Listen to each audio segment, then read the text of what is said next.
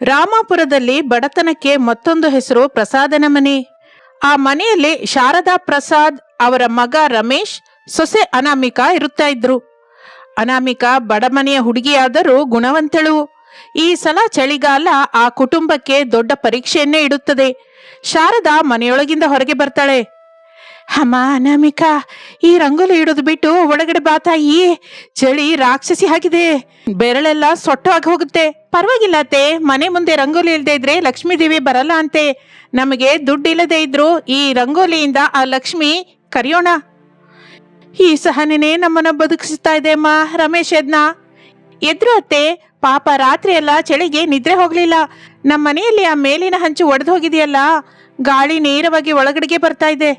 ಇಷ್ಟರಲ್ಲಿ ಪ್ರಸಾದ್ ಕೆಮ್ಮುತ್ತಾ ಹೊರಗಡೆಗೆ ಬರುತ್ತಾನೆ. ಅಬ್ಬಾ, ಈ ಮನೆ ನಮ್ಮನ್ನ ಕಾಪಾಡಲ್ಲ ಶಾರದಾ. ಆ ಹಂಚಿನ ಸಂಧಿಯಿಂದ ಬರುವ ಚಳಿಗಾಳಿ ನನ್ನ ಮೂಳೆನ ಕೊರಿತಾ ಇದೆ. ಆಗಲೇ ರಮೇಶ್ ಒಳಗಡೆಯಿಂದ ಬರುತ್ತಾ, ಅಪ್ಪ, ಈ ದಿನ ನಾನು ಮೇಸ್ತ್ರಿ ಕೆಲ್ಸಕ್ಕೆ ಹೋಗ್ತಾ ಇದ್ದೀನಿ. ದುಡ್ಡು ಬಂದ್ರೆ ಆ ಹಂಚಿನ ಬದಲಾಯಿಸೋಣ. ಬೇಡ ಕಣೋ ರಮೇಶು, ಈಗ ನಮ್ಮ ಹತ್ರ ಇರೋ ದುಡ್ಡು ಊಟಕ್ಕೆ ಸರಿ ಹೋಗ್ತಾ ಇಲ್ಲ. ಆ ಹೆಂಚು ಮಾರಿಸ್ಬೇಕು ಅಂದ್ರೆ 1000 ರೂಪಾಯಿ ಖರ್ಚಾಗುತ್ತೆ. ಯಾವುದೊಂದು ರೀತಿಯಿಂದ ಈ ಚಳಿಗಾಲವನ್ನ ಕಳೆಯೋಣ. ಮಾವಯ್ಯ, ನಾನೊಂದು ಕೆಲಸ ಹೇಳ್ತೀನಿ. ಈ ಮುರಿದು ಹೋದ ಹಂಚಿನ ಹತ್ರ ಹಳೆ ಬಟ್ಟೆನ ಅಡ್ಡವಾಗಿ ಕಟ್ತೀನಿ, ಸ್ವಲ್ಪ ಚಳಿ ಕಡಿಮೆ ಆಗುತ್ತೆ. ಅದು ತಾತ್ಕಾಲಿಕ ಅಮ್ಮ. ನಿಜಕ್ಕೂ ಈ ಮನೆ ಯಾವಾಗ ಬೀಳುತ್ತೋ ಅಂತ ಭಯವಾಗ್ತಾ ಇದೆ. ಆ ದಿನ ಸಾಯಂಕಾಲ ಒಂದು ಅಂದುಕೊಳ್ಳದ ಉಪದ್ರವ ಬರುತ್ತದೆ. ಅಕಾಲ ಮಳೆ ಶುರುವಾಗುತ್ತದೆ. ಗಾಳಿ ಮಳೆ ಬೀಭತ್ಸವನ್ನು ಸೃಷ್ಟಿಸುತ್ತದೆ. ಆ ಹಳೆ ಹಂಚಿನ ಮನೆ ಗಾಳಿಯನ್ನು ತಡಿಲಾರದೆ ಹೋಗುತ್ತೆ. ಒಂದು ಕಡೆ ಇರುವ ಗೋಡೆ ಕುಸಿದು ಬೀಳುತ್ತದೆ. ಮೇಲ್ಛಾವಣಿ ಎಗರಿ ಹೋಗುತ್ತದೆ. ಶಾರದಾ ಪ್ರಸಾದ್, ರಮೇಶ್, ಅನಾಮಿಕಾ ಪಕ್ಕದಲ್ಲೇ ಇರುವ ಆಲದ ಮರದ ಕೆಳಗಡೆ ತಲೆಮರೆಸಿಕೊಳ್ಳುತ್ತಾರೆ. ಎಲ್ಲರೂ ಮಳೆಗೆ ನೆನೆದು ಹೋಗಿ ನಡುಗ್ತಾ ಇರ್ತಾರೆ. ದೇವರೇ, ನಮಗೆ ಯಾಕೆ ಈ ಶಿಕ್ಷೆ? ಇದ್ದ ಸ್ವಲ್ಪ ಗೂಡು ಕೂಡ ಹೊರಟೋಯ್ತು. ಈಗ ನನ್ನ ತಂದೆ ತಾಯಿ ಎಲ್ಲಿಡಬೇಕು? ಅಳಬೇಡ ಮಗನೇ, ನಮ್ಮ ಪ್ರಾಣ ಇದೆಯಲ್ಲ, ಅದು ಸಾಕು ಎಂದು ಶಾರದಾ ರಮೇಶ್ನನ್ನು ಸಮಾಧಾನಿಸುತ್ತಾ ಇರ್ತಾಳೆ. ಆಗ ಪ್ರಸಾದ್, ಶಾರದಾ, ನನಗೂ ಉಸಿರಾಡ್ತಾ ಇಲ್ಲಮ್ಮ. ಈ ಚಳಿ, ಈ ಮಳೆ ನನ್ನ ಪ್ರಾಣನ ತೆಗೆಯೋ ಹೋಗಿದೆ. ಮಾವಯ್ಯ, ಅಧೈರ್ಯ ಪಡಬೇಡಿ. ರಮೇಶ್ ಅವರೇ, ನೀವು ಹೀಗೆ ಅಳ್ತಾ ಇದ್ರೆ ಲಾಭವಿಲ್ಲ. ನಮ್ಮ ಹತ್ರ ದುಡ್ಡಿಲ್ಲ, ಆದ್ರಿಂದ ಮನೆ ಕಟ್ಟಲಾಗಿಲ್ಲ. ಆದ್ರೆ ನಮಗೆ ಈ ದೊಡ್ಡ ಆಲದ ಮರ ಇದೆ ಅಲ್ವಾ? ಮರ ಇದ್ರೆ ಏನ್ ಲಾಭ ಅನಾಮಿಕಾ? ಅದ್ರ ಕೆಳಗೆ ಒದ್ದೆಯಾಗಿ ಇದ್ದೀವಿ ಅಷ್ಟೇ ಅಲ್ವಾ? ಚಳಿಯಂತೂ ನಿಲ್ವಲ್ಲ. ಕೆಳಗಲ್ಲ ರಮೇಶ್ ಅವರೇ, ಮೇಲೆ. ನಾವು ಆಲದ ಮರದ ಕೊಂಬೆ ಮೇಲೆ ಮನೆ ಕಟ್ಕೊಳ್ಳೋಣ. ಮರದ ಕೊಂಬೆ ಮೇಲೆ ಮನೆನಾ? ಹೌದು. ಚಿಕ್ಕಂದಿನಲ್ಲಿ ನಮ್ಮಪ್ಪ ಕಾಡಿನಲ್ಲಿ ಮರಗಳ ಮೇಲೆ ಮಂಚ ಕಟ್ತಾ ಇದ್ರು. ಅಲ್ಲಿ ಹುಲಿಗಳು, ಜಂತುಗಳು ಎಲ್ಲರಿಂದ ರಕ್ಷಣೆ ಇರ್ತಾ ಇತ್ತು. ಹಾಗೆ ನಮಗೆ ಈ ಚಳಿಯಿಂದ, ಮಳೆಯಿಂದ ರಕ್ಷಣೆ ಬೇಕು. ಬಿದ್ದು ಹೋದ ಮನೆಯ ಸಾಮಾನು, ರೀಪುಗಳು, ಹೆಂಚುಗಳು ಇದಾವಲ್ಲ, ಅದರಿಂದಲೇ ಮರದ ಮಧ್ಯದಲ್ಲಿ ಒಂದು ಮನೆ ಕಟ್ಟೋಣ. ಭೂ ಮರದ ಮಧ್ಯದಲ್ಲಿ ಬೆಚ್ಚಗಿರುತ್ತೆ, ಎಲೆಗಳ ರಕ್ಷಣೆನೂ ಇರುತ್ತೆ. ಅಮ್ಮ, ಅದೆಲ್ಲ ಸಾಧ್ಯವೇನಾ? ಪ್ರಯತ್ನಿಸಿದರೆ ಸಾಧ್ಯನೇ ಮಾವಯ್ಯ, ನಮಗೆ ಬೇರೆ ದಾರಿ ಇಲ್ಲ. ರಮೇಶ್ ಅವರೇ, ಎದ್ದೇಳಿ, ನಾವು ಈ ರಾತ್ರಿಗೆ ಕೆಲಸ ಶುರು ಮಾಡಬೇಕು. ಅನಾಮಿಕಳ ಮಾತುಗಳು ರಮೇಶನಲ್ಲಿ ಹೊಸ ಶಕ್ತಿಯನ್ನು ತುಂಬುತ್ತದೆ. ಆ ರಾತ್ರಿ ಮಳೆ ನಿಂತ ನಂತರ ಅವರು ತಮ್ಮ ಕುಸಿದು ಹೋದ ಮನೆಯಿಂದ ಬಿದಿರು ಗೊಂಬೆಗಳು, ತಾಳೆ ಎಲೆಗಳು, ಹಳೆ ಮರದ ಚೆಕ್ಕೆಗಳನ್ನು ತರುತ್ತಾರೆ. ಆ ದೊಡ್ಡ ಆಲದ ಮರದ ಮಧ್ಯದಲ್ಲಿ ದೊಡ್ಡ ಒಂದು ಪ್ಲಾಟ್ಫಾರಂ ಕಟ್ಟಲಿಕ್ಕೆ ಶುರು ಮಾಡುತ್ತಾರೆ. ಇನ್ನು ಮಾರನೇ ದಿನ ಮರದ ಕೊಂಬೆಗಳ ಮಧ್ಯೆ ಒಂದು ಚಿಕ್ಕದಾದ ಗೂಡಿನಂತಹ ಮನೆ ತಯಾರಾಗುತ್ತದೆ. ಕೆಳಗಿನಿಂದ ಮೇಲೆ ಹೋಗಲಿಕ್ಕೆ ಒಂದು ಏಣಿ ಇಡುತ್ತಾರೆ. ಅದನ್ನು ನೋಡಿ ಊರಿನ ಜನ ಆಶ್ಚರ್ಯ ಹೋಗುತ್ತಾರೆ. ಅತ್ತೆ, ಮಾವಯ್ಯ, ನೆಮ್ಮದಿಯಾಗಿ ಮೇಲಕ್ಕೆ ಬನ್ನಿ. ಶಾರದಾ ಪ್ರಸಾದ್ ಏಣಿಯನ್ನು ಹತ್ತಿ ಮೇಲಕ್ಕೆ ಹೋಗುತ್ತಾರೆ. ಒಳಗಡೆಗೆ ರೂಮು ಚಿಕ್ಕದಾಗಿದ್ರೂ ಬೆಚ್ಚಗಿರುತ್ತದೆ. ಅನಾಮಿಕಾ ನೆಲದ ಮೇಲೆ ಒಣ ಹುಲ್ಲನ್ನು ಹಾಸಿ ಅದರ ಮೇಲೆ ಬೆಡ್ಶೀಟ್ ಹಾಸುತ್ತಾಳೆ. ಸುತ್ತಲೂ ತಾಳೆ ಮರಗಳು, ಹಳೆ ಗೋಣಿ ಚೀಲದಿಂದ ಗೋಡೆಯನ್ನು ಕಟ್ಟುತ್ತಾಳೆ. ಪ್ರಸಾದ್ ಒಳಗಡೆಗೆ ಬರುತ್ತಲೇ, ಹಬ್ಬಾ, ಎಷ್ಟು ಬೆಚ್ಚಗಿದೆಯೋ. ಕೆಳಗಿರುವ ಚಳಿ ಕೂಡ ಇಲ್ಲ, ಗಾಳಿ ಕೂಡ ಇಲ್ಲ. ಅನಾಮಿಕಾ, ನಿನ್ ತಲೆ ಬಹಳ ಬುದ್ಧಿವಂತೆ ಅಮ್ಮ. ರಾತ್ರಿಗೆ ರಾತ್ರಿ ನಮಗೆ ಗೂಡು ಕಲ್ಪಿಸಿದ್ಯಾ. ಇನ್ನು ಕೆಲಸ ಇದೆ ರಮೇಶ್ ಅವರೇ. ಇದು ಕೇವಲ ತಲೆಮರೆಸಿಕೊಳ್ಳಲಿಕ್ಕೆ. ಅಡಿಗೆ ಮಾಡಬೇಕು, ತಿನ್ಬೇಕು. ನಾನು ಕೆಳಗೆ ಒಂದು ಚಿಕ್ಕ ಒಲೆ ಇಡ್ತೀನಿ, ಆದ್ರೆ ಹೊಗೆ ಮೇಲಕ್ಕೆ ಬಾರದ ಹಾಗೆ ನೋಡ್ಬೇಕು. ಅನಾಮಿಕಾ ಕೆಳಕ್ಕಿಳಿದು ಮರದ ಬೇರುಗಳ ಮಧ್ಯೆ ಒಂದು ಚಿಕ್ಕ ಗುಂಡಿಯನ್ನು ತೋಡಿ ಅಲ್ಲಿ ಒಲೆ ಇಡುತ್ತಾಳೆ. ಒಂದು ಹಳೆಯ ಕಬ್ಬಿಣದ ಕೊಳವೆಯನ್ನು ಹೊಗೆ ಕೊಳವೆಯಾಗಿ ಮೇಲಿಡುತ್ತಾಳೆ. ಅದರಿಂದ ಹೊಗೆ ಹೆಚ್ಚಾಗಿ ಮೇಲಕ್ಕೆ ಬರುವುದಿಲ್ಲ, ಆದ್ರೆ ಬಿಸಿ ಮಾತ್ರ ಮೇಲಕ್ಕೆ ಹೋಗುತ್ತೆ. ಅದ್ಭುತ ಅಮ್ಮ, ಇಂಜಿನಿಯರ್ಸ್ ಕೂಡ ಇಷ್ಟು ಚೆನ್ನಾಗಿ ಆಲೋಚಿಸೋದಿಲ್ಲ. 2 ದಿನದ ನಂತರ ಚಳಿ ಇನ್ನೂ ಹೆಚ್ಚಾಗುತ್ತದೆ. ಆದರೆ ಮರದ ಮನೆಯಲ್ಲಿರುವ ಪ್ರಸಾದ್ ಕುಟುಂಬಕ್ಕೆ ಯಾವ ಲೋಪವೂ ಇಲ್ಲ. ಆದರೆ ಅವರ ಸಮಸ್ಯೆ ಇನ್ನು ಬೇರೆ ರೀತಿಯಿಂದ ಬರುತ್ತದೆ. ಅನಾಮಿಕಾ, ಅಕ್ಕಿ ಆಗೋಗಿದೆ, ತರಕಾರಿ ಕೂಡ ಇಲ್ಲ, ರಮೇಶನ್ಗೆ ಕೆಲಸ ಸಿಗ್ತಾ ಇಲ್ಲ, ಈ ದಿನ ಏನ್ ತಿಂತೀವಿ? ನಮ್ಮ ಹತ್ರ ದುಡ್ಡಿಲ್ಲ ಅತ್ತೆ, ಆದ್ರೆ ನಮ್ಮ ಹತ್ರ ಪ್ರಕೃತಿ ಇದೆ ಅಲ್ಲ. ಈ ಮರದ ಸುತ್ತಲೂ ಬಹಳ ಸೀತಾಫಲದ ಮರಗಳಿವೆ, ಹಾಗೆ ಒಂದು ನುಗ್ಗೆ ಮರನೂ ಇದೆ. ನಾನು ಹೋಗಿ ಕಾಯಿ ಕೊಯ್ಕೊಂಡ್ಬರ್ತೀನಿ. ಅನಾಮಿಕಾ, ಸೀತಾಫಲ ತಿಂದ್ರೆ ಶೀತವಾಗುತ್ತಲ್ಲ. ಹಸಿದು ತಿಂದ್ರೆ ಆಗತ್ತೆ, ಆದ್ರೆ ನಾನು ಅದರಿಂದ ಒಂದು ಅಡಿಗೆ ಮಾಡ್ತೀನಿ. ಸೀತಾಫಲದ ಗುಜ್ಜು, ಬೆಲ್ಲ ಸೇರಿಸಿ ಒಂದು ಪಾಯಸ ಮಾಡ್ತೀನಿ, ಅದು ಬಿಸಿಯನ್ನು ತರುತ್ತದೆ. ಹಾಗೆ ನುಗ್ಗೆ ಸೊಪ್ಪಿನಿಂದ ಪಪ್ಪು ಮಾಡ್ತೀನಿ. ಅನಾಮಿಕಾ ಹೋಗಿ ಸೀತಾಫಲಗಳು, ನುಗ್ಗೆ ಸೊಪ್ಪನ್ನು ತರುತ್ತಾಳೆ. ಸೌದೆ ಒಲೆ ಮೇಲೆ ಅಡಿಗೆ ಮಾಡುತ್ತಾಳೆ. ಆ ವಾಸನೆ ದಾರಿಯಲ್ಲಿ ಹೋಗುವವರಿಗೆ ತಗುಲುತ್ತದೆ. ಆ ದಾರಿಯಲ್ಲಿ ಹೋಗುತ್ತಾ ಇರುವ ಊರಿನ ಸರ್ಪಂಚ್ ಆ ವಾಸನೆಯನ್ನು ನೋಡಿ ನಿಲ್ಲುತ್ತಾನೆ. ಮರದ ಮೇಲೆ ಮನೆಯನ್ನು ನೋಡಿ ಆಶ್ಚರ್ಯ ಹೋಗುತ್ತಾನೆ. ರಮೇಶ್, ಏನಿದು? ಮರದ ಮೇಲೆ ಮನೆ ಕಟ್ಟಿದೀಯಾ? ನೀನು ಒಳ್ಳೆ ಚೆನ್ನಾಗಿದೆ. ನಮಸ್ಕಾರ ಸರ್ಪಂಚ್ ಅವರೇ, ನಮ್ಮ ಹಳೆ ಮನೆ ಕುಸಿದು ಹೋಗಿದೆ, ಅದಕ್ಕೆ ಅನಾಮಿಕಾ ಆಲೋಚನೆಯಿಂದ ಹೀಗೆ ಮನೆ ಕಟ್ಟಿದೀವಿ. ಓಹೋ, ತುಂಬಾ ಚೆನ್ನಾಗಿದೆ. ಇಷ್ಟಕ್ಕೂ ಆ ವಾಸನೆ ಏನು? ವಾಸನೆಗೆ ಬಾಯಲ್ಲಿ ನೀರು ಬರ್ತಾ ಇದೆ. ಅದು ನುಗ್ಗೆ ಸೊಪ್ಪಿನ ಪಪ್ಪು, ಸೀತಾಫಲದ ಪಾಯಸ ಸರ್ಪಂಚ್ ಅವರೇ. ನಮ್ಮ ಅಡಿಗೆ ರುಚಿ ನೋಡ್ತೀರಾ? ಹೋ, ತಪ್ಪದೆ. ಅನಾಮಿಕಾ ಒಂದು ಎಲೆಯಲ್ಲಿ ಬಡಿಸಿ ಕೊಡುತ್ತಾಳೆ. ಸರ್ಪಂಚ್ ಅದನ್ನು ತಿಂದು ಮೈಮರೆತು ಹೋಗುತ್ತಾನೆ. ಅದ್ಭುತ ಅಮ್ಮ, 5 ಸ್ಟಾರ್ ಹೋಟೆಲ್ ಅಲ್ಲಿ ಕೂಡ ಇಷ್ಟು ರುಚಿಯಾಗಿರಲ್ಲ. ಅನಾಮಿಕಾ, ನಿನ್ನ ಕೈಯಲ್ಲಿ ಅಮೃತವಿದೆ. ಈ ಚಳಿಯಲ್ಲಿ ಬಿಸಿ ಬಿಸಿ ಪಾಯಸ ತಿಂದ್ರೆ ಪ್ರಾಣ ಎದ್ದು ಬಂದ ಹಾಗಾಯ್ತು. ಥ್ಯಾಂಕ್ ಯು ಸರ್ಪಂಚ್ ಅವರೇ. ರಮೇಶ್, ನನಗೆ ಒಂದು ಆಲೋಚನೆ ಬಂದಿದೆ. ನಮ್ಮ ಊರಿನಲ್ಲಿ ಬಹಳ ಜನ ಪ್ರಯಾಸಿಗರು ಬರ್ತಾ ಇರ್ತಾರೆ, ಅವರಿಗೆ ಇಂತಹ ಬಿಸಿಯದ್ದು ಬೇಕಾಗುತ್ತೆ. ನೀನು ಈ ಮರದ ಮನೆಯನ್ನು ಒಂದು ಚಿಕ್ಕ ಹೋಟೆಲ್ ಆಗಿ ಬದಲಾಯಿಸ್ತೀಯಾ? ಟ್ರೀ ಹೌಸ್ ರೆಸ್ಟೋರೆಂಟ್ ಹಾಗೆ. ರೆಸ್ಟೋರೆಂಟಾ? ನಮ್ಗ? ಹೌದು. ಈ ಕಾನ್ಸೆಪ್ಟ್ ನಿಮ್ಮ ಅಡಿಗೆ ರುಚಿ ಎರಡು ಸೇರಿದರೆ ಸೂಪರ್ ಹಿಟ್ ಆಗುತ್ತೆ. ಬಂಡವಾಳಕ್ಕೆ ನಾನು ಸಹಾಯ ಮಾಡ್ತೀನಿ. ನಿಮಗೆ ದುಡ್ಡು ಬಂದ ಮೇಲೆ ನನಗೆ ಕೊಡಿ. ನೀವು ಕೇವಲ ಅಡಿಗೆ ಮಾಡಿ, ಲಾಭನೂ ನಿಮ್ದೆ. ನಿಜಾನ ಸರ್ಪಂಚ್ ಅವರೇ? ನಮ್ಮ ಕಷ್ಟಗಳು ತೀರುತ್ತಾ? ತಪ್ಪದೇ ಪ್ರಸಾದ್ ಅವರೇ, ನಿಮ್ಮ ಸೊಸೆಯ ಬುದ್ಧಿವಂತಿಕೆ ನಿಮ್ಮನ್ನು ರೋಡ್ ಮೇಲಿಂದ ಮರದ ಮೇಲೆ ಹತ್ತಿಸಿದೆ. ಈಗ ಮರದ ಮೇಲಿಂದ ಶಿಖರಾಗ್ರಕ್ಕೆ ಕರ್ಕೊಂಡು ಹೋಗುತ್ತೆ. 1 ವಾರದ ನಂತರ ಅನಾಮಿಕಾ ರಮೇಶರು ಸೇರಿ ಆ ಆಲದ ಮರದ ಮೇಲೆ ಒಂದು ಟ್ರೀ ಹೌಸ್ ಅನ್ನು ಏರ್ಪಾಟು ಮಾಡುತ್ತಾರೆ. ಆ ಮರ ಈಗ ಒಂದು ಚಿಕ್ಕ ಟ್ರೀ ಹೌಸ್ ಹೋಟೆಲ್ ಆಗಿ ಬದಲಾಗುತ್ತದೆ. ಕೆಳಗೆ ಬೋರ್ಡ್ ಕೂಡ ಇಡುತ್ತಾರೆ. ಅನಾಮಿಕಾ ರಮೇಶ್ ಕಷ್ಟಪಟ್ಟು ಆ ಹೋಟೆಲ್ ಅನ್ನ ಅಂದವಾಗಿ ತಿದ್ದಿ ತೀಡುತ್ತಾರೆ. ಶಾರದಾ ಪ್ರಸಾದ್ ಕೂಡ ಸಹಾಯ ಮಾಡುತ್ತಾರೆ. ಮೆನುವಿನಲ್ಲಿ ನುಗ್ಗೆ ಸೊಪ್ಪಿನ ಪಪ್ಪು, ರಾಗಿ ಮುದ್ದೆ, ಸೀತಾಫಲದ ಪಾಯಸ, ಕೊರ್ರಲ ಅನ್ನ ಅಂತದ್ದು ಆರೋಗ್ಯಕರವಾದ ಅಡಿಗೆಯನ್ನು ಮಾಡುತ್ತಾರೆ. ಇನ್ನು ಸ್ವಲ್ಪ ಹೊತ್ತಿಗೆ ಒಂದು ಕಾರು ಬಂದು ನಿಲ್ಲುತ್ತದೆ. ಅದರಲ್ಲಿಂದ 4 ಪ್ರಯಾಸಿಗರು ಇಳಿಯುತ್ತಾರೆ. ವಾವ್, ಟ್ರೀ ಹೌಸ್ ಎಷ್ಟು ಚೆನ್ನಾಗಿದೆಯೋ, ಮೇಲಕ್ಕೆ ಹೋಗಿ ತಿನ್ನೋಣವಾ? ಶೋರ್. ಚಳಿಯಲ್ಲಿ ಮೇಲೆ ಕೂತ್ಕೊಂಡು ಬಿಸಿ ಬಿಸಿ ಊಟ ಮಾಡೋಣ. Super experience. ಅವರು ಏಣಿ ಹತ್ತಿ ಮೇಲಕ್ಕೆ ಬರುತ್ತಾರೆ. ಅಲ್ಲಿ ಅನಾಮಿಕಾ, ಶಾರದಾ ಬಡಿಸುತ್ತಾರೆ. ಪ್ರಸಾದ್ ಅವರನ್ನು ಮಾತನಾಡಿಸುತ್ತಾನೆ. ಮೇಡಮ್, ಈ ಪಾಯಸ ಸಖತ್ತಾಗಿದೆ, ರೆಸಿಪಿ ಹೇಳ್ತೀರಾ?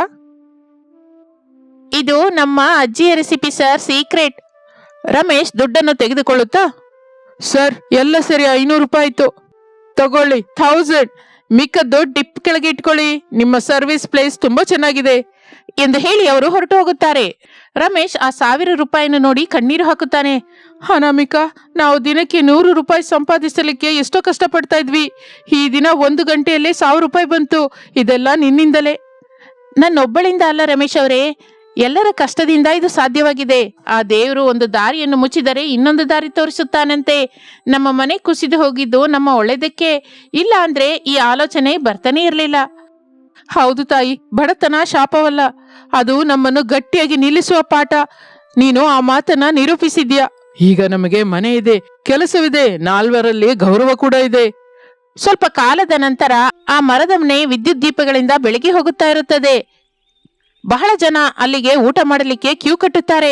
ಆ ಚಳಿಗಾಲ ಅನಾಮಿಕಳ ಕುಟುಂಬಕ್ಕೆ ವಸಂತ ಕಾಲವಾಗಿ ಬದಲಾಗುತ್ತದೆ. ಅವರ ಮರದ ಮನೆ ಆ ಜೀವನವನ್ನೇ ಬದಲಾಯಿಸುತ್ತದೆ. ಬಡ ಸೊಸೆ ಅನಾಮಿಕಾ ತನ್ನ ಬುದ್ಧಿವಂತಿಕೆಯಿಂದ, ಸಹನೆಯಿಂದ ಕುಟುಂಬವನ್ನು ನಿಲ್ಲಿಸುತ್ತಾಳೆ. ಸರ್ಪಂಚ್ ಅಲ್ಲಿಗೆ ಬರುತ್ತಾ, ಏನಯ್ಯ ಪ್ರಸಾದ್ ಅವರೇ, ಬಿಸ್ನೆಸ್ ಹೇಗಿದೆ? ತುಂಬಾ ಚೆನ್ನಾಗಿದೆ ಸರ್ಪಂಚ್ ಅವರೇ, ಎಲ್ಲ ನಿಮ್ಮ ದಯೆ ಅಲ್ವಾ. ಬರುವ ತಿಂಗಳಲ್ಲಿ ಕೆಳಗೆ ಒಂದು ಮಣ್ಣಿನ ಮನೆ ಕಟ್ತೀವಿ, ಆದ್ರೆ ಈ ಮರದ ಮನೆ ಮಾತ್ರ ಹಾಗೆ ಇಡ್ತೀವಿ. ಇದು ನಮಗೆ ದೇವಾಲಯದ ಹಾಗೆ. ಆಗಲೇ ಅನಾಮಿಕಾ ಅಲ್ಲಿಗೆ ಬಂದು ಸರ್ಪಂಚ್ ಅವರಿಗೆ ಸ್ವೀಟ್ ಅನ್ನು ಕೊಡ್ತಾಳೆ. ಸರ್ಪಂಚ್ ಅವರೇ, ಇದನ್ನು ತಗೊಳ್ಳಿ, ಸಂಕ್ರಾಂತಿ ಸ್ಪೆಷಲ್ ಹತ್ರಸ. ಥ್ಯಾಂಕ್ ಯು ಅಮ್ಮ, ನೀನು ಎಲ್ಲರಿಗೂ ಆದರ್ಶ. ರಮೇಶ್ ಅನಾಮಿಕಾ ಒಬ್ಬರನ್ನೊಬ್ಬರು ನೋಡಿಕೊಂಡು ನಗುತ್ತಾರೆ. ಅವರ ಕಣ್ಣಿನಲ್ಲಿ ತೃಪ್ತಿ, ಪ್ರೇಮ ಕಾಣಿಸುತ್ತದೆ. ರಮೇಶ್ ಅವರೇ, ಚಳಿ ಇನ್ನೂ ಇದೆ, ಮಾವಯ್ಯಂಗೆ ಕಷಾಯ ಕೊಡ್ಬೇಕು. ಕೊಡು ಅನಾಮಿಕಾ, ನಿನ್ನ ಕೈಯಿಂದ ಏನ್ ಕೊಟ್ರು ಅಮೃತನೇ ಅಲ್ವಾ. ಎಲ್ಲರೂ ಸಂತೋಷದಿಂದ ನಗುತ್ತಾರೆ. ಆ ಮರದ ಕೊಂಬೆಗಳು ಅವರನ್ನು ಆಶೀರ್ವದಿಸುವ ಹಾಗೆ ಗಾಳಿಗೆ ತೂಗುತ್ತಾ ಇರುತ್ತದೆ. ಇದು ಇಂದಿನ ಕತೆ. ಮತ್ತೊಂದು ಆಸಕ್ತಿಕರ ಕತೆ ಜೊತೆ ಮತ್ತೆ ಸೇರೋಣ. ಅಲ್ಲಿಯವರೆಗೂ ವಿರಾಮ. ನಮಸ್ತೆ. ರಾಮಾಪುರದಲ್ಲಿ ಒಂದು ಹಳೆ ಹಂಚಿನ ಮನೆ ಶಾರದಾ ಪ್ರಸಾದರದ್ದು. ಅವರ ಮಕ್ಕಳು ಸೊಸೆಯಂದಿರು ದೊಡ್ಡವರಿಂದ ಚಿಕ್ಕಂದಿನವರೆಗೆ ವರಸೆಯಾಗಿ ರಮೇಶ್ ಅನಾಮಿಕಾ, ಸುರೇಶ್ ಅವನಿ, ಅರುಣ್ ಅಂಜಲಿ. ಕಾಲ ಕಳೆದ ಹಾಗೆ ಮಕ್ಕಳಿಗೆ ಸರಿಯಾದ ಕೆಲಸವೂ ಸಿಕ್ಕದೆ ಆ ಕುಟುಂಬ ಬಡತನದ ಕಡೆಗೆ ಜಾರ್ತಾ ಇರುತ್ತೆ. ಮೂವರು ಸೊಸೆಯಂದಿರು ಆ ಇಷ್ಟ ಕಷ್ಟಗಳನ್ನು ಸಹಿಸುತ್ತಲೇ ಸಂಸಾರವನ್ನು ಎಳ್ಕೊಂಡ್ಬರ್ತಾ ಇರ್ತಾರೆ. ಆದರೆ ಈ ವರ್ಷ ಚಳಿ ಅವರ ಪಾಲಿಗೆ ಶಾಪವಾಗಿ ಬದಲಾಗಿದೆ. ಅಮ್ಮ ಸೊಸೆ ಅಂದ್ರೆ ಹೇಳ್ರ ತಾಯಿ, ಬೆಳಗಾಗಿ ಹೋಗಿದೆ. ಈ ಚಳಿಗೆ ಕೋಳಿ ಕೂಡ ಕೂಗೋದು ಮರ್ತೋದಾಗಿದೆ. ಆದ್ರೆ ನಮ್ಮ ಹೊಟ್ಟೆ ಹಸುವೆ ಮರ್ತೋಗಲ್ವಲ್ಲ. ಎದ್ದು ಆ ಒಲೆನ ಆನ್ ಮಾಡ್ರಮ್ಮ. ಅಡಿಗೆ ಮನೆಯಿಂದ ಅನಾಮಿಕಾ ಹೊರಗೆ ಬರುತ್ತಾಳೆ. ಆಕೆ ಸಿರಿಯ ಸೆರಗನ್ನು ಗಟ್ಟಿಯಾಗಿ ಸುತ್ತಕೊಂಡಿರ್ತಾಳೆ. ಎದ್ದಿದ್ದೀನಿ ಅತ್ತೆ, ರಾತ್ರಿ ಎಲ್ಲ ಚಳಿಗೆ ನಿದ್ರೆ ಬಂದ್ರೆ ಅಲ್ವಾ, ಆ ಕಿಟಕಿಯೊಳಗಿಂದ ಗಾಳಿ ಕತ್ತಿ ಹಾಗೆ ಸೀಳ್ಕೊಂಡ್ ಬರ್ತಾ ಇದೆ. ಏನ್ ಮಾಡೋಣಮ್ಮ, ನಮ್ಮ ಹಣೆ ಬರಹ. ಅವನಿ ಅಂಜಲಿ ಇನ್ನೂ ಎದ್ದಿಲ್ವಾ? ಪಾಪ, ಅವ್ರ ಹತ್ರ ಇರೋದು ತೆಳ್ಳಗಿನ ಬೆಡ್ಶೀಟ್ ಅತ್ತೆ. ಇಬ್ರು ಒಂದ್ ಕಡೆನೆ ಮುದ್ರಕೊಂಡು ಮಲಗಿದ್ದಾರೆ. ಚಳಿಗೆ ಏಳಲಾರ್ದೆ ಹೋಗ್ತಾ ಇದ್ದಾರೆ. ಎಬ್ಸಮ್ಮ, ಕೆಲಸಕ್ಕೆ ಹೋಗುವ ಗಂಡಸರಿಗೆ ಸ್ವಲ್ಪ ಗಂಜಿ ಆದ್ರೆ ಕಾಸು ಕೊಡ್ಬೇಕಲ್ಲ. ಅನಾಮಿಕಾ ಹೋಗಿ ಅವನಿ ಅಂಜಲಿಯರನ್ನು ಎಬ್ಬಿಸುತ್ತಾರೆ. ಅವರು ಕಣ್ಣುಜ್ಜಿಕೊಂಡು ಗಡಗಡ ನಡುಗುತ್ತಾ ಹೊರಗೆ ಬರ್ತಾರೆ. ಹಬ್ಬಾ, ಏನ ಕೈ ನರಕ, ಚಳಿಗೆ ನನ್ ಕೈ ಬೆರಳು ಕದಲ್ತಾ ಇಲ್ಲ. ಈ ಹಂಚಿನ ಮನೆಯಲ್ಲಿದ್ರೆ ಫ್ರಿಜ್ ಅಲ್ಲಿ ಇದ್ದಾಗಿದೆ. ಕನಿಷ್ಠ ನಮಗೆ ಶೀಟಿನ ಮನೆ ಆದ್ರೂ ಚೆನ್ನಾಗಿರ್ತಾ ಇತ್ತು. ಶೀಟಿನ ಮನೆ ಆದ್ರೆ ಬೇಸಿಗೆಯಲ್ಲಿ ಮನೇಲಿ ಇರಲಾರುವ ಅಂಜಲಿ, ಇದ್ದದ್ರಲ್ಲೇ ಹೊಂದ್ಕೊಂಡು ಹೋಗ್ಬೇಕು. ಆದ್ರೆ ಈ ದಿನ ನೀರ್ ಮುಟ್ಕೋಬೇಕು ಅಂದ್ರೆ ನನ್ನ ಮೈ ನಡುಗ್ತಾ ಇದೆ. ಪ್ರಾಣ ಹೋಗೋ ಹಾಗಿದೆ ಅಕ್ಕ. ಪ್ರಾಣ ಹೋಗಲ್ವೇ, ಹೆಂಗಸಿಗೆ ತಾಳ್ಮೆನೆ ಪ್ರಾಣ. ಹೋಗಿ ಆ ಹಿತ್ತಲಿನಲ್ಲಿರುವ ಸೌದೆ ತಗೊಂಬ. ರಾತ್ರಿ ಮಂಜಿಗೆ ತಣ್ಣಗಾಗಿರುತ್ತೆ, ಆರ್ಬಿಟ್ಟು ಒಲೆ ಹಚ್ಚಿಸ್ಬೇಕು. ಬೇಗ ಶುರು ಮಾಡಿ. ಹಿತ್ತಲಿನಲ್ಲಿ ಅನಾಮಿಕಾ, ಅವನಿ, ಅಂಜಲಿ ಸೌದೆಯನ್ನ ಎತ್ಕೋತಾ ಇರ್ತಾರೆ. ಅಕ್ಕ, ನನ್ನಿಂದ ಆಗ್ತಾ ಇಲ್ಲ, ನನ್ ಕಾಲು ಜಡ್ ಹಿಡ್ದೋಗಿದೆ. ಕನಿಷ್ಠ ಕಾಲಿಗೆ ಚಪ್ಪಲಿ ಕೂಡ ಇಲ್ಲ ನಮ್ಗೆ. ಈ ಬಡತನ ಯಾವಾಗ ಹೋಗುತ್ತೆ ಏನೋ. ನನ್ ಕೈ ಬೆರಳಿಗೆ ಸಿಬ್ರು ಚುಚ್ಕೊಂಡಿದೆ. ದುಃಖ ಪಡ್ಬೇಡ ಅಂಜಲಿ, ಕಷ್ಟ ಯಾವತ್ತಿಗೂ ಒಂದೇ ತರ ಇರಲ್ಲ. ನಾವು ಕಷ್ಟಪಟ್ರೆ ಯಾವುದೋ ಒಂದಿನ ಒಳ್ಳೆ ದಿನ ಬರುತ್ತೆ. ಧೈರ್ಯವಾಗಿರೋಣ. ಈ ಕಷ್ಟಗಳನ್ನ ನಾವು ಧೈರ್ಯವಾಗಿ ಎದುರಿಸೋಣ. ಕಷ್ಟಪಡೋದಕ್ಕೆ ನಮ್ಮ ಹತ್ರ ಏನಿದೆ ಅಕ್ಕ? ನಮ್ಮ ಗಂಡಂದಿರು ಕೂಲಿ ಕೆಲಸಕ್ಕೆ ಹೋಗ್ತಾರೆ, ಬರೋದು ಅರೆಕೊರೆ ಸಂಪಾದನೆ. ಆ ಸಂಪಾದನೆ ಎಲ್ಲ ತಿನ್ನಕ್ಕೆ ಸರಿ ಹೋಗುತ್ತೆ. ಇನ್ನು ಸ್ವೆಟರು, ರಗ್ಗುಗಳು ಎಲ್ಲಿಂದ ಕೊಟ್ಕೋತೀವಿ ಹೇಳು? ಆಗಲೇ ರಮೇಶ್, ಸುರೇಶ್, ಅರುಣರು ನಿದ್ರೆಂದಿದ್ದು ಹೊರಗೆ ಬರುತ್ತಾರೆ. ಅವರು ಕೂಡ ಚಳಿಗೆ ನಡುಗ್ತಾ ಇರ್ತಾರೆ. ಅನಾಮಿಕಾ, ಸ್ವಲ್ಪ ಬಿಸಿನೀರಿದ್ರೆ ಕೊಡ್ತೀಯಾ? ಮುಖ ತೊಳ್ಕೋಬೇಕು. ಟ್ಯಾಂಕ್ ನೀರು ಐಸ್ ಆಗಿದೆ. ಸೌದೆ ಒದ್ದೆ ಆಗಿದೆ ರಮೇಶ್ ಅವರೇ, ಒಲೆ ಹಚ್ತಾ ಇಲ್ಲ. ನಿಮಗೆ ಬಿಸಿನೀರು ಕೊಡೋದಕ್ಕೆ ಸ್ವಲ್ಪ ಸಮಯ ಹಿಡಿಬೋದು. ಹಬ್ಬ, ದಿನವೂ ಇದೇ ಗಲಾಟೆ. ಕೆಲ್ಸಕ್ಕೆ ಲೇಟ್ ಆಗ್ತಾ ಇದೆ. ಬಿಸಿನೀರ್ ಇಲ್ದಿದ್ರೆ ಸ್ನಾನ ಹೇಗೆ ಮಾಡೋದು? ಈ ಚಳಿಯಲ್ಲಿ ತಣ್ಣೀರಲ್ಲಿ ಸ್ನಾನ ಅಂದ್ರೆ ಎದೆ ನಿಂತು ಹೋಗುತ್ತೆ, ಮೈ ಎಲ್ಲ ಜಡಗುಟ್ಟಿ ಹೋಗುತ್ತೆ. ಅಂಜಲಿ, ಹೋಗಿ ಪಕ್ಕದ ಮನೆ ರಾಮಕ್ಕನ ಕೇಳಿ ಸ್ವಲ್ಪ ಕೆಂಡವಾದ್ರ ತಗೊಂಬಾ. ಈ ದಿನವಾದ್ರೂ ಬೇಗ ಒಲೆ ಬೆಳಗುತ್ತೆ. ಈ ದಿನ ಕೆಲ್ಸಕ್ಕೆ ಬೇಗ ಹೋಗ್ಬೇಕು. ಪಕ್ಕದ ಮನೆಯವ್ರನ್ನ ಕೇಳ್ಬೇಕು ಅಂದ್ರೆ ನಾಚಿಕೆ ಆಗುತ್ತೆ. ಅವ್ರೇನೋ ಹೀಟರ್ ಹಾಕೊಂಡು ಕೂತಿರ್ತಾರೆ. ನಾವು ಕೆಂಡಕ್ಕಾಗಿ ಹೋದ್ರೆ ಭಿಕ್ಷೆಯವ್ರನ್ನ ನೋಡಿದ ಹಾಗೆ ನೋಡ್ತಾರೆ. ಆ ನೋಟಕ್ಕೆ ನನಗೆ ಇನ್ನೂ ದುಃಖ ಅನ್ಸುತ್ತೆ. ಪ್ರಸಾದ್ ಆಗಲೇ ಹೊರಗೆ ಬರುತ್ತಾನೆ. ಯಾರನ್ನು ಕೇಳೋದ್ ಬೇಡ, ನಮ್ಮ ಕಷ್ಟ ನಮ್ದೇ. ಅನಾಮಿಕಾ, ಆ ಹಳೆ ಪೇಪರ್ ಇದೆ ನೋಡಮ್ಮ, ಅದರಿಂದ ಒಲೆ ಹಚ್ಚಮ್ಮ, ಬೇಗ ಬೆಂಕಿ ಹಚ್ಕೊಳ್ಳುತ್ತೆ. ಅನಾಮಿಕಾ ಅತಿ ಕಷ್ಟದಿಂದ ಹೊಗೆಯಿಂದ ಯುದ್ಧ ಮಾಡಿ ಒಲೆ ಬೆಳಗಿಸುತ್ತಾಳೆ. ಆ ಚಿಕ್ಕ ಒಲೆಯ ಸುತ್ತ ಕುಟುಂಬವೆಲ್ಲ ಸೇರುತ್ತದೆ. ಆ ಬೆಂಕಿಯ ಬಿಸಿಗೆ ಅವರೆಲ್ಲ ಚಳಿ ಕಾಯಿಸಿಕೊಳ್ಳುತ್ತಾ ಶರೀರಕ್ಕೆ ಹಾಯಾಗಿರ್ಬೇಕು ಅನ್ಸುತ್ತೆ. ಅಡಿಗೆ ಮನೆಯಲ್ಲಿ ಅನಾಮಿಕಾ ಗಂಜಿ ಕಾಯಿಸ್ತಾ ಇರ್ತಾಳೆ. ಅವನಿ ಹಸಿಮೆಣಸಿನ್ಕಾಯಿ ಹಚ್ತಾ ಇರ್ತಾಳೆ. ಅಂಜಲಿ ಪಾತ್ರೆ ತೊಳಿತಾ ಇರ್ತಾಳೆ. ಹಬ್ಬ, ಕೈಗಳು ನಡುಗ್ತಾ ಇದೆ, ಆಗೋದಿಲ್ಲ, ಗಡ್ಡೆ ಕಟ್ತಾ ಇದೆ. ಒಂದು ಪಾತ್ರೆ ತೊಳಿಬೇಕು ಅಂದ್ರೆ ಗಂಡದ ಹಾಗೆ ಇದೆ. ಸಹನೆಂದಿರೆ ನಂಗೆ ಖಾರ ಕಣ್ಣಿಗೋಗಿ ಉರಿತಾ ಇದೆ. ನೀರಿಲ್ಲದೆ ತೊಳಿಲಾರ್ದೆ ಹೋಗ್ತಾ ಇದ್ದೀನಿ. ಈ ದಿನ ಗಂಜಿಯಲ್ಲಿ ನೆಂಚ್ಕೊಳ್ಳೋದಕ್ಕೆ ಉಪ್ಪಿನಕಾಯಿ ಕೂಡ ಇಲ್ಲ. ಈ ಹಸಿಮೆಣಸಿಕಾಯಿ ಖಾರನೇ ದಿಕ್ಕು. ಇಷ್ಟರಲ್ಲಿ ಶಾರದಾ ಅಡ್ಗೆ ಮನೆಗೆ ಬರ್ತಾಳೆ. ಸೊಸೆಂದ್ರೆ, ನಿಮ್ ಮಾವ ಹಿಂಗೆ ಚಳಿ ಜ್ವರ ಬಂದಾಗಿದೆ, ಮೈ ಸುಟ್ಟು ಹೋಗ್ತಾ ಇದೆ. ಅಯ್ಯೋ, ಈಗ ಡಾಕ್ಟರ್ ಹತ್ರ ಕರ್ಕೊಂಡು ಹೋಗೋದಕ್ಕೆ ದುಡ್ಡು ಬೇಕಲ್ಲ ಅತ್ತೆ. ಈಗ ದುಡ್ಡು ಯಾರ ಹತ್ರ ಸಾಲವಾಗಿ ತಗೊಳ್ಳೋಣ? ಮತ್ತೆ ನನ್ನ ಹತ್ರವಿರುವ ಹಳೆ ಹಿತ್ತಾಳೆ ಬಿಂದಿಗೆನ ಮಾರಾಟ ಮಾಡೋಣ ಅಂದ್ಕೊಂಡಿದ್ದೀನಿ. ಆ ಬಂದ ದುಡ್ಡಿನಿಂದ ಮಾವಯ್ಯನಿಗೆ ಚಿಕಿತ್ಸೆ ಕೊಡಿಸ್ಬೇಕು.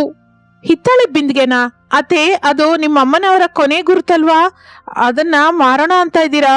ಹೌದು ಕಣೆ ಅಂಜಲಿ, ಮನುಷ್ಯನ ಪ್ರಾಣಕ್ಕಿಂತ ವಸ್ತು ಮುಖ್ಯ ಅಲ್ಲಮ್ಮ. ಇಷ್ಟರಲ್ಲಿ ರಮೇಶ್ ಅಲ್ಲಿಗೆ ಬರ್ತಾನೆ. ಅಮ್ಮ, ಏನ್ ಮಾತಾಡ್ತಾ ಇದ್ದೀರಾ ಎಲ್ರು? ತಗೊಳು, ಇಲ್ಲಿ ನೋಡು, ಈ ಪಾತ್ರೆ ತಗೊಂಡು ಹೋಗಿ ಮಾರಾಟ ಮಾಡು. ಆ ಬಂದ ದುಡ್ಡಿನಿಂದ ನಿಮ್ಮ ಅಪ್ಪಂಗೆ ಔಷಧಿ, ನಮ್ಮ ಹತ್ರ ಹೊಟ್ಕೊಳ್ಳೋದಕ್ಕೆ ಏನಾದ್ರೂ ದಪ್ಪಗಿರುವ ಬೆಡ್ಶೀಟ್ ತಗೊಂಬಾ. ಅಯ್ಯೋ ಅಮ್ಮ, ಮುದಿತನದಲ್ಲಿ ನಿಮ್ಮನ್ನ ನೋಡ್ಕೋಬೇಕಾದ ನಾನು ನಿಮ್ಮ ವಸ್ತುಗಳನ್ನ ಮಾರಾಟ ಮಾಡೋ ಸ್ಥಿತಿಗೆ ಬಂದ್ವಿ. ಅಣ್ಣಯ್ಯ, ದುಃಖ ಪಡಬೇಡ, ನಮ್ಮ ಪರಿಸ್ಥಿತಿ ಅಂತದ್ದು. ಹೋಗು, ನಾವು ಕೂಡ ಕೂಲಿ ಕೆಲ್ಸಕ್ಕೆ ಹೋಗ್ತಾ ಇದೀವಿ. ಈ ದಿನ ಹೇಗಾದ್ರೂ ಹೆಚ್ಚು ಕೆಲಸ ಮಾಡಿ ದುಡ್ಡು ಸಂಪಾದಿಸ್ತೀವಿ. ರಮೇಶ್ ಆ ಬಿಂದಿಗೆಯನ್ನು ತೆಗೆದುಕೊಂಡು ಭಾರದಿಂದ ಕಾಲಿಡುತ್ತಾ ಅಲ್ಲಿಂದ ಹೊರಗೆ ಬರುತ್ತಾನೆ. ಸುರೇಶ್, ಅರುಣರು ಕೂಡ ಕೆಲಸಕ್ಕೆ ಹೋಗುತ್ತಾರೆ. ಮನೆಯಲ್ಲಿ ಹೆಂಗಸರು ಜ್ವರದಿಂದಿರುವ ಪ್ರಸಾದ್ ಮಾತ್ರನೇ ಇರ್ತಾರೆ. ಮಧ್ಯಾಹ್ನವಾಗುವ ಹೊತ್ತಿಗೆ ಹಾಲ್ನಲ್ಲಿ ಪ್ರಸಾದ್ ನಡುಗುತ್ತಾ ಮಲಗಿರ್ತಾನೆ.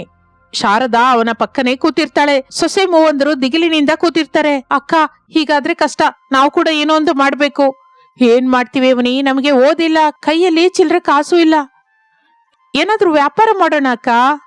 ವ್ಯಾಪಾರಕ್ಕೆ ಬಂಡವಾಳ ಬೇಕು. ಆ ಬಂಡವಾಳ ನಮ್ಮ ಹತ್ರ ಇಲ್ವಲ್ಲ. ಬಂಡವಾಳವಿಲ್ಲದ ಕೆಲಸ ಮಾಡೋಣ.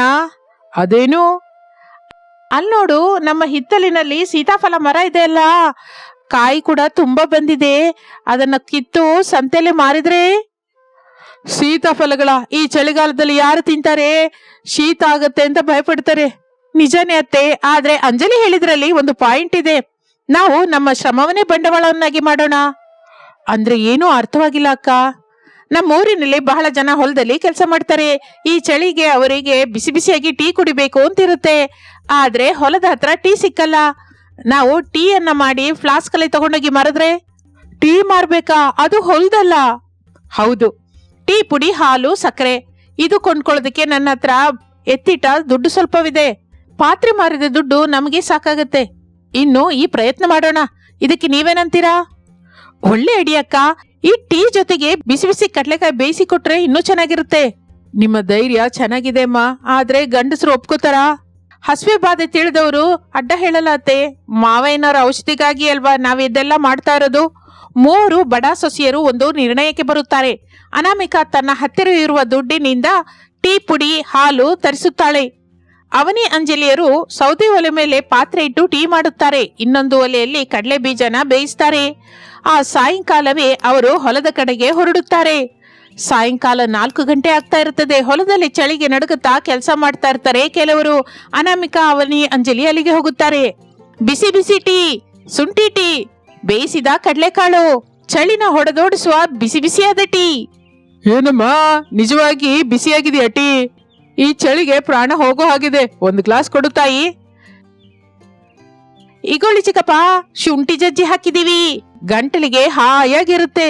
ಕಡಲೆ ಬೀಜ ಕೂಡ ತಗೊಳ್ಳಿ, ಹೊಟ್ಟೆ ತುಂಬುತ್ತದೆ. ಚಳಿಗೆ ಕೆಲಸ ಮಾಡುತ್ತಾ ಇರುವ ಕೂಲಿಗಳಿಗೆ ಆ ಬಿಸಿ ಟೀ ಅಮೃತದ ಹಾಗೆ ಅನಿಸುತ್ತದೆ. ಒಬ್ಬರ ನಂತರ ಒಬ್ರು ಬಂದು ಟೀ ಕುಡಿಯೋದಕ್ಕೆ ಶುರು ಮಾಡ್ತಾರೆ. ಅನಾಮಿಕಾ ಗ್ಲಾಸ್ ತೊಳಿತಾ ಇದ್ರೆ ಅವನಿ ಟೀ ಸುರಿತಾ ಇರ್ತಾಳೆ. ಅಂಜಲಿ ದುಡ್ಡನ್ನು ತಗೋತಾಳೆ. ಅಕ್ಕ ನೋಡು, ನನ್ನ ಕೈ ತುಂಬಾ ಚಿಲ್ಲರೆ ದುಡ್ಡು, ನಾವು ಗೆದ್ವಿ. ಹೌದು, ಇಷ್ಟು ಜನ ಮೆಚ್ಕೊಂಡ್ರು. ಈ ಚಳಿಯಲ್ಲಿ ದೇವರ ಹಾಗೆ ಬಂದ್ರು ಟೀ ಕೊಟ್ಟಿದ್ದೀರಮ್ಮ ಅಂದ್ರು. ಬನ್ನಿ ಮನೆಗೆ ಹೋಗಿ ಮತ್ತೆ ಟೀ ಕಾಯಿಸ್ಕೊಂಡು ಬಸ್ ಸ್ಟಾಂಡ್ ಹತ್ರ ಹೋಗೋಣ. ಅಲ್ಲಿ ಪ್ರಯಾಣಿಕರು ಇರ್ತಾರೆ. ಆ ದಿನ ರಾತ್ರಿಯವರೆಗೂ 3 ಸೊಸೆಯಂದರು ಕಷ್ಟಪಡುತ್ತಾರೆ. ಮನೆಗೆ ಬರುವ ಹೊತ್ತಿಗೆ ಅವರು ಸುಸ್ತಾಗಿರುತ್ತಾರೆ. ಆದ್ರೆ ಅವರ ಮುಖದಲ್ಲಿ ಸಂತೃಪ್ತಿ ಇರುತ್ತದೆ. ರಾತ್ರಿ ವೇಳೆ ಮನೆಯಲ್ಲಿ ರಮೇಶ್, ಸುರೇಶ್, ಅರುಣ್ ಕೂಡ ಆಗಲೇ ಬರ್ತಾರೆ. ಕೈಯಲ್ಲಿ ಔಷಧಿ, 2 ತೆಳ್ಳಗಿನ ಬೆಡ್ಶೀಟ್ ಇರುತ್ತದೆ. ಪಾತ್ರೆ ಮಾರಿದ ದುಡ್ಡು ಅದಕ್ಕೆ ಸರಿ ಹೋಗಿರುತ್ತದೆ. ಅಮ್ಮ, ಅಪ್ಪ, ಹೇಗಿದ್ದೀರಾ? ತಗೊಳ್ಳಿ, ಔಷಧಿ ತಂದಿದ್ದೀನಿ. ಪರವಾಗಿಲ್ಲ ಕಣೋ, ಜ್ವರ ಸ್ವಲ್ಪ ಕಡಿಮೆ ಆಗಿದೆ. ಈ ಬೆಡ್ಶೀಟ್ ತುಂಬಾ ತೆಳ್ಳಗಿದೆ, ಏನ್ ಮಾಡೋಣ? ಆ ಹಿತ್ತಾಳೆ ಪಾತ್ರೆ ಮಾರಿ ಬಂದ ದುಡ್ಡು ಇದಕ್ಕೆ ಸರಿ ಹೋಯ್ತು. ಆಗಲೇ ಅನಾಮಿಕಾ, ಅವನಿ, ಅಂಜಲಿ ಒಳಗಡೆಗೆ ಬರುತ್ತಾರೆ. ಅವರ ಕೈಯಲ್ಲಿ ಒಂದು ಚೀಲವಿರುತ್ತದೆ. ರಮೇಶ್ ಅವರೇ, ತಗೊಳ್ಳಿ. ಏನಿದು? ಅನಾಮಿಕಾ ಚೀಲದೊಳಗಿಂದ 3 ದಪ್ಪನೆಯ ರಗ್ಗುಗಳು, ಕೆಲವು ಹಣ್ಣು ತೆಗೆಯುತ್ತಾಳೆ. ಹಣ್ಣು ಮಾವಯ್ಯನಿಗೆ, ರಗ್ಗುಗಳು ನಮ್ಮೆಲ್ಲರಿಗೂ. ಇವೆಲ್ಲ ಎಲ್ಲಿಂದ ಅತ್ತಿಗೆ? ಇಷ್ಟು ಬೆಲೆ ಬಾಳೋದು ಕೊಂಡ್ಕೊಳ್ಳೋದಕ್ಕೆ ದುಡ್ಡೆಲ್ಲಿಂದು? ಇದು ನಾವು ಸಂಪಾದಿಸಿದ ದುಡ್ಡಿಂದ ಕೊಂಡ್ಕೊಂಡಿದೀವಿ. ಈ ದಿನ ನಾವು ಟೀನ ಕಡಲೆ ಬೀಜನ ಮಾರಿದ್ವಿ. ಟೀ ಮಾರಿದ್ರಾ? ನೀವು ರೋಡ್ ಮೇಲೆ ನಿಂತ್ಕೊಂಡು ಟೀ ಮಾರಿದ್ರಾ? ಹೌದು, ತಪ್ಪೇನಿದೆ? ಕಳ್ಳತನದಂತ ತಪ್ಪು ಮಾಡಿಲ್ವಲ್ಲ. ನಮ್ಮ ಕಷ್ಟದಿಂದ ನಮ್ಮ ಕುಟುಂಬವನ್ನು ಚಳಿಯಿಂದ ಕಾಪಾಡ್ಕೊಂಡ್ವಿ. ಅನಾಮಿಕಾ, ನನ್ನನ್ನು ಕ್ಷಮಿಸು. ನಾನು ಗಂಡಸಾಗಿಯೂ ಪೋಷಿಸಲಾರದೆ ಹೋಗ್ತಾ ಇದ್ದೀನಿ. ನೀವು ರೋಡ್ ಹತ್ತಿ ಕಷ್ಟಪಡಬೇಕಾಗಿ ಬಂತು. ಅಯ್ಯೋ, ಗಂಡ ಹೆಂಡತೀರು ಅಂದ್ರೆ ಕಷ್ಟ ಸುಖನ ಹಂಚ್ಕೊಳ್ಳೋದಲ್ವೇನ್ರಿ? ನಿಮ್ಮ ಕಷ್ಟ ನಮ್ಮ ಕಷ್ಟ ಬೇರೆ ಬೇರೆ ಅಲ್ಲ. ಈ ದಿನ ನಮಗೆ ಬಹಳ ಸಂತೋಷವಾಗಿದೆ. ಮಾವಯ್ಯ ಈ ರಗ್ ಹೊತ್ಕೊಂಡ್ರೆ ಅವ್ರಿಗೆ ಚಳಿ ಇರಲ್ಲ, ನಮಗಷ್ಟೇ ಸಾಕು. ನಿಜವಾಗಿಯೂ ನೀವು ಸೊಸೇಂದ್ರಲ್ಲಮ್ಮ, ದೇವತೆಗಳು. ನಮ್ಮ ಬಡತನ ಮನೆಯನ್ನು ಆವರಿಸಿದೆ ಹೊರತು ನಮ್ಮ ಮನಸ್ಸನ್ನು ಆವರಿಸಿಲ್ಲ ತಾಯಿ. ಹೌದು, ಮೂವರು ಒಗ್ಗಟ್ಟಾಗಿ ಇದ್ದು ಈ ಮನೆಗೆ ಬೆಳಕು ತಂದಿದ್ದೀರಮ್ಮ. ಆ ರಾತ್ರಿಯ ಕುಟುಂಬವೆಲ್ಲ ಆನಂದದಿಂದ ಕಳೆಯುತ್ತದೆ. ಅನಾಮಿಕ ತಂದ ರಗ್ಗುಗಳು ಬೆಚ್ಚತನವನ್ನು ಕೊಟ್ರೆ ಅವರ ಒಳಗಿರುವ ಪ್ರೇಮ ಮನಸ್ಸಿಗೆ ಹಾಯಿ ಎನಿಸುತ್ತದೆ. ಮಾರನೇ ದಿನ ಬೆಳಿಗ್ಗೆ ಹೊಗೆ ಮಂಚು ಹೊರಗಿರುತ್ತದೆ. ಆದರೆ ಅನಾಮಿಕ, ಅವನಿ, ಅಂಜಲಿ ಉತ್ಸಾಹದಿಂದಿರುತ್ತಾರೆ. ಅವನಿ, ಅಂಜಲಿ, ಎದ್ದೇಳಿ. ಈ ದಿನ ನಾವು ಹೊಸ ಮೆನು ಟ್ರೈ ಮಾಡೋಣ. ಏನಕ್ಕಾದು? ಚಳಿಗಾಲ ಅಲ್ವಾ, ಜನ ಮೆಣಸಿನ ಹಾಲು ಅಂತ ರಾಗಿ ಗಂಜಿ ಕೂಡ ಇಷ್ಟಪಡ್ತಾ ಇರ್ತಾರೆ. ಅದನ್ನ ಕೂಡ ಮಾರಾಟ ಮಾಡೋಣ. ಸೂಪರ್ ಐಡಿಯಾ ಅಕ್ಕ. ನಾನಂತೂ ರಾಗಿ ಗಂಜಿ ಮಾಡ್ತೀನಿ. ನಾನು ಮೆಣಸಿನಕಾಳು ಕುಟ್ತೀನಿ. ಇರಿ, ನೀವಿಷ್ಟೇ ಅಲ್ಲ, ನಾವು ಕೂಡ ನಿಮ್ ಜೊತೆಗೆ ಬರ್ತೀವಿ. ಹೌದು ಅತ್ತಿಗೆ, ನಾವು ಭಾರ ಹೊರ್ತೀವಿ, ನಿಮಗೆ ಸಹಾಯವಾಗಿರ್ತೀವಿ. ಈ ಚಳಿಗಾಲದಲ್ಲಿ ನಮ್ಮ ಬಡತನವನ್ನು ಜಯಿಸಿ ತೋರಿಸೋಣ. ಹಾಗೆ ಕುಟುಂಬವೆಲ್ಲ ಸೇರಿ ಒಂದು ಚಿಕ್ಕದಾದ ಮೊಬೈಲ್ ಕ್ಯಾಂಟೀನ್ ಅನ್ನ ಶುರು ಮಾಡುತ್ತಾರೆ. ರಮೇಶ್, ಸುರೇಶ್, ಅರುಣ್ ಒಂದು ತಳ್ಳುಗಾಡಿಯನ್ನು ಸಿದ್ಧ ಮಾಡುತ್ತಾರೆ. ಅದರ ಮೇಲೆ ಸೊಸೆಯಂದಿರ ರುಚಿ ಅಂತ ಬೋರ್ಡ್ ಇಡುತ್ತಾರೆ. ಬೆಳಿಗ್ಗೆ ರಾಗಿ ಗಂಜಿ, ಮೆಣಸಿನ ಹಾಲು, ಸಾಯಂಕಾಲ ಟೀ, ಕಡಲೆಕಾಯಿ, ಬಜ್ಜಿಗಳು ಮಾರಲಿಕ್ಕೆ ಶುರು ಮಾಡುತ್ತಾರೆ. ಊರಿನ ಸಂತೆಯಲ್ಲಿ ಅನಾಮಿಕಳ ಗಾಡಿ ಹತ್ರ ಜನ ಕಿಟಕಿಟ ಆಡ್ತಾ ಇರ್ತಾರೆ. ಅಮ್ಮ, ಒಂದು ಗ್ಲಾಸು ಮೆಣಸಿನ ಹಾಲು ಕೊಡಮ್ಮ. ನಿಮ್ಮ ಹತ್ರ ಮೆಣಸಿನ ಹಾಲು ಕುಡಿದ್ರೆ ಜ್ವರ ಹಾಗೆ ಮಾಯವಾಗುತ್ತೆ.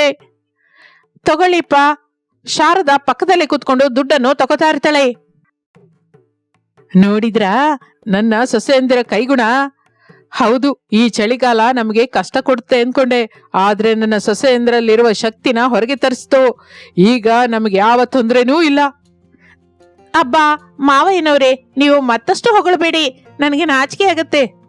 ನಾಚಿಕೆ ಪಡ್ಬೇಡ ಅಂಜಲಿ, ಬಜ್ಜಿ ಸೀದ್ ಹೋಗ್ತಾ ಇದೆ ನೋಡು. ಎಲ್ಲರೂ ನಗುತ್ತಾರೆ. ರಮೇಶ್ ಅವರೇ, ಟೀ ರೆಡಿಯಾಗಿದೆ, ಎಲ್ರಿಗೂ ಕೊಟ್ಟುಬಿಡಿ. ಹಾಗೆ ಓನರ್ ಅವರೇ. ಕುಟುಂಬವೆಲ್ಲ ಸಂತೋಷದಿಂದ ಇರುತ್ತಾರೆ.